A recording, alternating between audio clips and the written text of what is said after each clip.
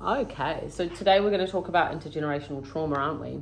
And we've been thinking a lot about it because I think in our casework we see it a lot, don't we, with trauma-informed practice, and just the importance of actually needing to be trauma-informed. I think it was really interesting after listening to Nathan's. I actually listened to a couple of his videos, and I know you have as well, around just the history of what happened for our Māori people and how that can make people, so traumatized that it then filters down. And then I think doing more research on that has been quite interesting. And the statistics. And the statistics that I couldn't find them, but it was like little people, and it had like, the statistics are so high for our Māori people, and it's just, it's not great. But I think also in schools, like we were talking about before, that we just don't have enough trauma-informed, like, professional development. Like, I had never learned anything about any of this until we went to that Catherine Burkett. Yeah, that's really interesting because I, in my previous life before being an RTLB, I was in the role of wellbeing. So I took it on myself to go and research and share things around red brain and green brain with my school. And then we did the Pause, Breathe, Smile program, which talks to the children about red brain, like what happens in your actual brain. But if it wasn't for that personal interest, because I obviously had a need, we had a need in our school. It took a lot of my personal research around that to sort of understand. And then we were lucky enough to go to Catherine Burkett as RTLBs. I think the most interesting thing that stuck with me, I think it was at the Catherine Burkett one, was that she said she met a father who had, after learning about red brain, green brain, had said, "Catherine, I have never been in green brain. I've always been in red brain. Like, I've always been in like that fight, flight, freeze, fawn mode. Like, I've never felt like regulated." Yes. And this, we're looking at our colleagues' posters. Bernadette and Stefania from Year 2 studiers. Which they're doing their saw inquiry at uni. And it's just got really, really effective keywords. Straight to the point. And it sort of brings home that whole understanding. I think both of us we've talked together in the past about it as well, about experiences in casework and in teaching, where frustration levels of teachers are really high when they're not understanding why the child is being inconsistent. Even as a teacher myself, I feel like that's the support's wasn't out there. And so like we said, I think we see a lot of the fight, don't we, in our casework? Would be a lot of the fight and the flight. Because then we've got the safety issues. I know last year I had a child that was in the fawn kind of phase there, and that's really, really hard to navigate because they become people pleasers. Yeah, very pleasing everybody. That's right. And I remember Catherine talking about that one. Yeah, saying that's the hardest, isn't it? Especially for girls, and she is a girl, so as they get older. I think what's really effective about this poster now, looking at it as well, is that with the green brain, they've got a lot more strategies there than with the red. That survival mode. They're then trying to make it so that it's... Yes, and I was talking to a colleague yesterday about an issue she was having. She was running a group in a school, and she had worked really hard on... She was quite upset, wasn't she? She was a little bit upset yesterday afternoon. I think we both chatted to her, actually, at different times. And... she came back quite... defeated a bit, I think. Because she'd built up, as you go in for sessions in schools and you feel like you've built that trust and you have your little treaty in your group. And you feel like, I guess with those kind of groups as well, you feel like a little family, don't you, when you do them? Because they're so, like, you're sharing a lot with them. And you become quite vulnerable. Help. Just like teachers are trying to help in the classroom, and they genuinely care, and this colleague of ours genuinely cares. And so we did a little reflection together, and that was really, really helpful when I look back on it, because I wasn't in that mode, because I was just there to listen. You were in Green Brain, and she was probably feeling a little bit traumatized, actually. Yes. Do you think? She was I think so, because she wanted to run it by. Yeah, she came back and she ran it by us, yeah. Yeah. And so I sort of went back to this, and I said, well, that child probably was in Red Brain because one of the other children had made a comment about the child's father, and so then there was... It was quite a harsh comment. There was a sort of a personal attack, really, on our colleague. And so then I shared with her a little bit about my past history with my stepchildren and how frustrated at times I had become with the inconsistency, but then I did have the understanding of their brain. But on that personal level, when you're dealing with that situation, it's hard if you're in it, isn't it? It is really, really, really tough. So especially when they're going back and forth from yours to mum. So hard because you're trying to help. But as we were talking before we started this video, Natasha, you were telling me around being knowing that person's always going to be there. Yeah, I think also I made that poster after listening to Nathan's video. Yeah. And just thinking more about trauma-informed practice, because it is such a big part of what we do. And I feel like I'm not actually experienced enough. It's definitely something I feel like I need to do more work on, because it would help us probably. Trauma-informed practice is best practice for all children anyway. Yes. But after thinking about that, I made a poster for that could be for we'll put it on our portfolios. Great reminders. Just some reminders. Things. But I think what it comes back down to, with anything, is building relationships, trusting relationships, doesn't it? Where we talked about that even if the child, is aggressive or they do act out, that you still trust, that you're there no matter what, you're consistent and you're not going to lash out at them. There may be consequences for certain behaviors, but you're firm but fair. But building that relationship, and just, I think another one big thing I took from Nathan's videos as well was just understanding. Yes. Just understanding. That you're understanding that this is something they're not doing on purpose. And then just having, taking a no judgmental... not taking it personally. Not taking it personally and not judging them for how they are. Yes. I think was a big one. And then that then comes down to, I think a lot of it with our casework as well, is that fostering resilience. We just really...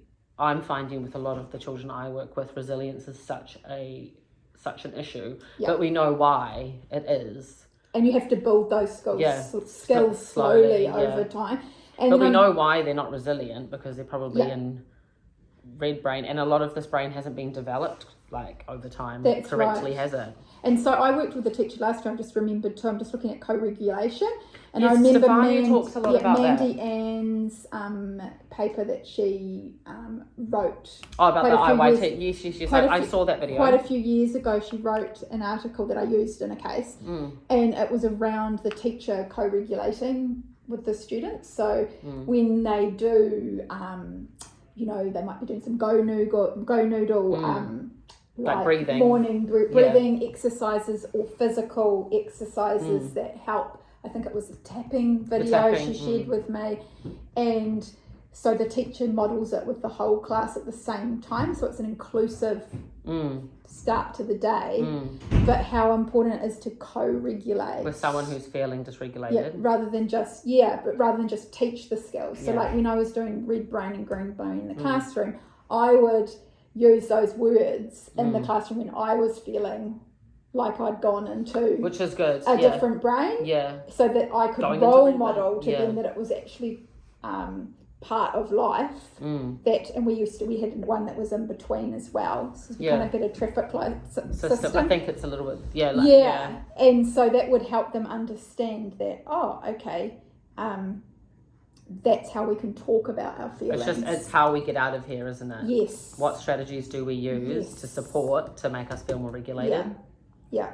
And you've got, but then also this survival. But then here, this cognition, which is it's we're not going to get any learning done if a child is not feeling safe. That's right. Wanted in the class, which I guess for us, a lot of it comes down to in our casework, building relationships with the teacher, doesn't it? Yeah, because the teacher's also got to trust us a little bit from us turning up when we say we're going to, and we deal with teachers that are a little bit like this too, don't we? We do, because they're also been dealing with this, and so one of the things that can happen with trauma too is that the people supporting become trauma. Yeah, but also they can go into flight or freeze themselves, or if they've had intergenerational trauma themselves, that could be quite triggering. Could be quite triggering. Yeah, so it's a very complex topic, but one that's very relevant. I guess where would a question for you, which is a random out the gate question, I was just thinking about it, because for me with all of this, it's like, where do you start? Yeah.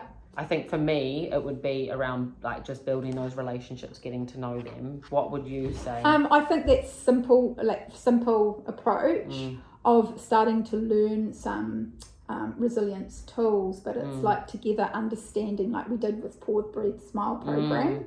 And it starts off with some co-regulation. So they're starting to learn some ways to calm. Which we're doing a lot more now in schools, aren't we? I know even when I was teaching, we did a lot of like breathing. Yeah, from year one all the way up. Talking all about, like all these feelings in our body or why we, And then understanding that understanding of why, I think, is a really important aim. And red brain and green brain. And what it is. So am I in learning mode? Like, like the Winnie the Pooh thing that we shared the other day, the self-regulation strategy, but just understanding that in a storybook, just sharing through other characters, so you're not like saying when you're actually doing it through like a story. Like how we do it with puppets and stuff like that, isn't it? Like from IY. IY, all those things like Tucker the Turtle and all those things. So you probably do. I just think I'm not, but I'm just thinking when you're working with teachers as well, though. It's simple. I think understanding this more really helps you understand the chemical makeup of the brain, though, doesn't it? And I think maybe sharing a slideshow or giving them, it depends on the teacher what they are ready for. Yeah. And whether they're a reader or whether they want to, visual, like even just sharing this poster would be a great start. I guess also that one I made talks about some points of like building relationships, doesn't it? It goes through the different ones, empowering, including everyone, which I think is important, not leaving inclusion, nurture safety, so that they know that clear, obviously firm but fair, but foster resilience, observe and recognize. So observe when you feel like, reflect and adapt depending on the child. Model calmness, which is what you're talking about. Educate yourself, which is what we've been. And then develop support systems. But I know what you mean. Like you feel like where do I start? But it is around. I think for the teacher though, it's quite simple strategies. I think also modeling would be, like you said, showing something like this to them. I know Stefania is like amazing at this because I did IYT with her and she's so knowledgeable. Like this is her passion. She's got some really good resources, and I know that her and another colleague of ours, they have done PD for a school, and they have the slide. They have the stuff on the drive. Because I saw it. Oh, great. And so I'm sure, like, if we wanted to get something from them, like, she would have so much stuff if we asked her. So there's further research that we could probably do. But even for the teachers, I think. And share. And share, just to say, like, this can't be helped, I think, sometimes with this, for me, is really important. I feel like if I knew that more when I was a teacher, it would have made everything, my understanding, a bit better. Because sometimes it can be so frustrating. I feel like I came to it out of... frustration. Out of a need, like it arose because when things weren't working, I really wanted to find something I could do. So it sort of came through that, I guess, a little bit of desperation at the time, because like, what else can we do, because this isn't working. Nothing's working. And actually slamming assessment conditions, or what is it, expectations, that's not the answer. And actually sometimes unless you go out and you do it yourself and bring it back, then you can help others through trying these things out yourself. But it is another thing that I learned though is that you do need that whole school approach, and you do need a team. That's really important, because sometimes when you are just trying to do things yourself, you can't have the one. It doesn't. On the one. It's not going to translate, and you're not going to have the support. You need lots of support. Well, especially even in the playground and stuff like that, it can't just happen in the classroom if a child's doing certain things in the playground. Or like if every teacher's got that understanding. So yeah, a whole school approach is definitely the way to go. I think, this is really good. I think like my next step, which we've already talked about, would be learning more about this, and then just really looking at, when I get a case, just, okay, what's happening here? Not necessarily that they have trauma, but like we said, so many people do. Like it's such a high percentage, even with the intergenerational trauma, that even just understanding that fact is huge. Yeah, I think now that, like you were saying in your personal life as well, like even with me, I feel like there's intergenerational trauma that's filtered down for more than one generation. Definitely, yeah. And now we're starting to, like that video I just showed you with the cloudy water, and then it goes clear because people are really trying to work on themselves. But it takes a long time, and it can be just even the way that you react to things, even with me, like, it takes a lot of like willpower to not act in react in a certain way, because it's just normal. This is a life learning. Like I don't think I don't think anyone sort of nails it. You know, like it's something that you're on a journey with. So I guess my next step would be just getting to knowing this more. I just said that already. Repeating myself. We've got our next steps. I think that's I think it's just understanding also the history, isn't it, of what went on in this country as well, and then just understanding why people may feel certain ways and why they may act in certain ways. From Nathan's videos has been quite powerful. Awesome. So I think that's it. Thanks, Natasha.